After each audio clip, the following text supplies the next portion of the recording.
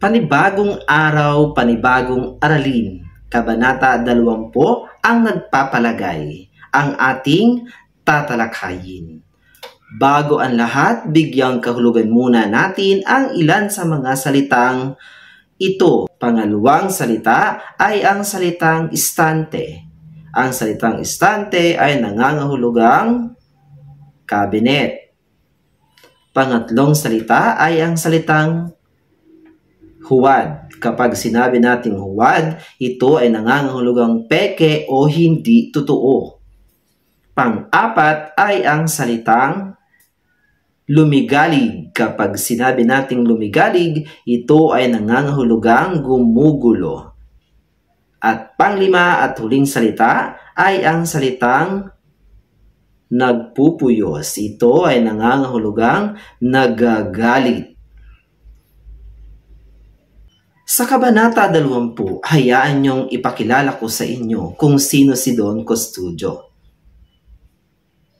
Si Don Custodio de Salazar y Sanchez de Monterredondo ay nabibilang sa mataas na lipunan sa Maynila.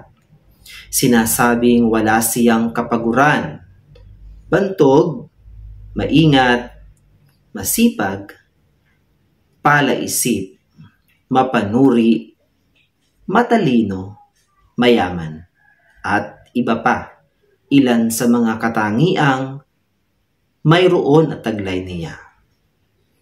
Batang-bata pa lamang siya noon nang siya ay dumating sa Maynila.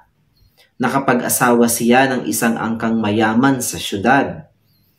Sa pamamagitan ng salapi ng kanyang asawa, nagsikap siyang mangalakal at tumanggap ng anumang paggawa ng pamahalaan at ng ayontamiento, kaya't nailuklok siya sa iba't ibang pwesto sa pamahalaan. Magtungo si Don Custodio sa Madrid, Espanya upang ipagamot ang sakit niya sa atay, walang pumapansin sa kanya. Nakita niya ang sarili niya na napakaliit at walang kabuluhan. Dooy hindi siya pinupuri at walang pumupuri sa kanya. Hindi siya nakikihalubilo sa mayayaman. Ang kakulangan niya sa pinag-aralan ang dahilan kaya't hindi siya pinapansin at naging mababa sa paningin ng mga kasamahan. Kaya't nagpasa siya na bumalik na lamang sa Maynila. Sa mga unang buwan ng kanyang pagdating o sa mga unang buwan niya sa Maynila, wala siyang ibang nababanggit kundi ang tungkol sa Madrid. Ang mabuti niyang kaibigan, mga ministro, kinatawan, at manunulat. Maraming opinyon si Don Custodio tungkol sa mga Indio. At ito ay isa lamang sa kanyang winika at sinabi sa kanyang mga kaibigan. Ako'y lumalagay na parang ama at tagapagtanggol. Ngunit kinakailangang ang bawat bagay ay malagay sa dapat kalagyan.